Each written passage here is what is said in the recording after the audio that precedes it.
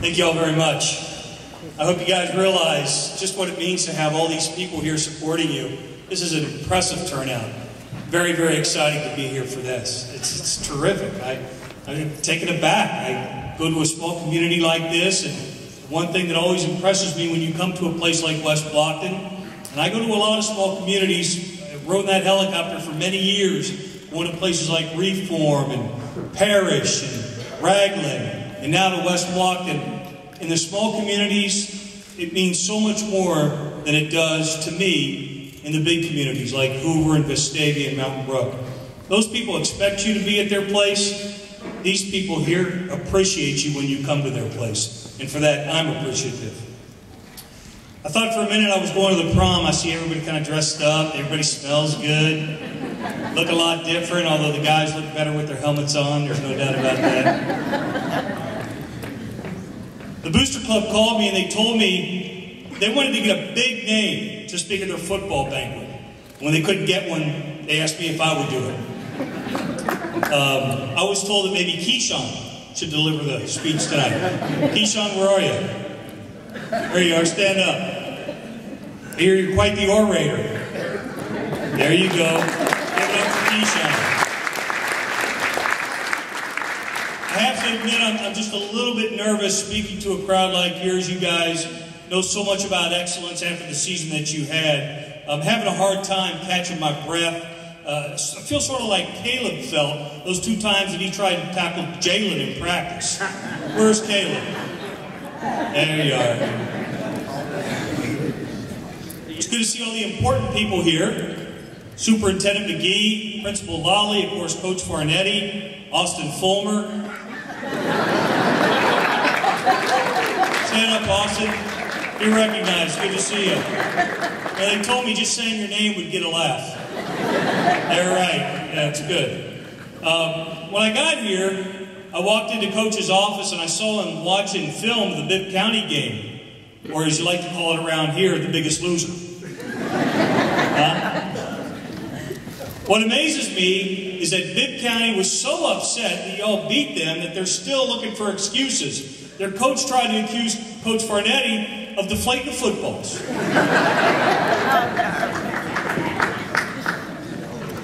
You guys had a great season. Best season in 22 years, and 22 years is a long time. 22 years ago, I still had hair, and Rick Carley still had a mustache.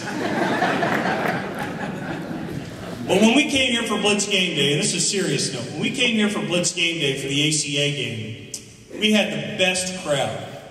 Cheerleaders, band, student body, all terrific. In fact, I think that was our best show. And this I'm not just blowing smoke here. This is true. We submit programs for awards every year. We submit them to the Associated Press, and we submit them to the Southeastern Regional Emmy Association. And of all the sports shows we did, that's one we submitted. Because of the energy that night. The energy around the set, the energy with the band, the cheerleaders, and of course it didn't hurt that you played a pretty good football game that night too. So I thank you for that. 31 years ago, I went on television for the very first time in my life. I was nervous. It was in Knoxville, Tennessee. I was working for the NBC station. I'd never been on TV before in my life. College graduate, but I didn't have any practical experience. To make matters worse, my parents had helped me move down. They were in the lobby of the TV station for my very first sportscast. I went on TV, I got done, I went down to the lobby, I asked my parents, so what'd you think? My dad said, you sure this is what you want to do for a living? I said, well, yeah. Why? He goes, because you're not any good. And he was right. I wasn't very good. I really struggled. I felt like I'd gone 2 and 8.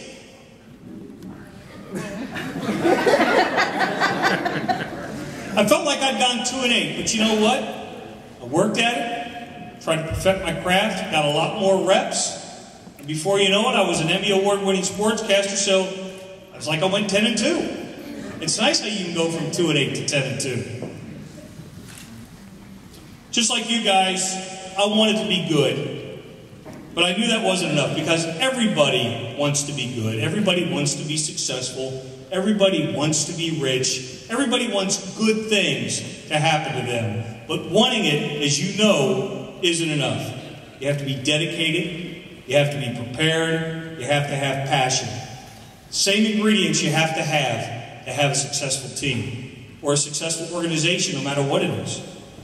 I'm told that this team was a special group. Smart, polite. Tammy went on and on. Couldn't say enough about it. And that's really good to hear, because I go to a lot of schools. And I see a lot of good kids. But I also see a lot of bad kids. And for some reason, the bad kids always seem to stand out. And that's not a good thing. Experts like to talk about how tough it is to be a kid today. Let me tell you something.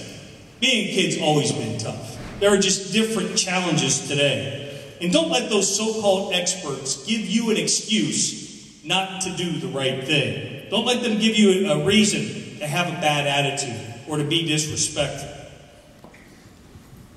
We all know the difference between right and wrong. It's a very simple decision. All you have to do is do the right thing. And if you have to think too long about whether or not it is the right thing, then it probably is the wrong thing. Losing hurts, but losing is easy, man. You don't have to practice. You don't have to work hard. You don't have to study. Heck, you don't even have to show up to lose. Winning, on the other hand, it's a lot tougher, but it's a lot more fun. And remember the ingredients. It's the dedication. It's the work ethic. It's the preparation, and it's setting goals, realistic goals, that you know you can achieve with a little hard work. Don't be apathetic. Take pride in your school. Take pride in your community. Take pride in your families, but most of all, take pride in yourselves. Be that person that you want to be, because the only person holding you back, and I speak from experience, is yourself. People told me all the time, hey man, you're losing your hair. You know, you in the back, you may not be able to notice, but I'm starting to go bald just a little bit. You don't see a lot of bald guys on television. You really don't. But you know what? I embraced that. Shaved my head. Knew it set me apart. Decided, this is what I'm going to be. I'm going to be the bald sportscaster. I'm going to be the guy that when people, they recognize me, not because I'm on television, because I'm that bald guy who's on television, and that's just fine with me. Never let people tell you that you're not good enough, you're not fast enough, smart enough, pretty enough. You don't want to hear that. People want to bring you down. They want to bring you to your level. Rise up above them. You can do that. I know you can. You did it this year.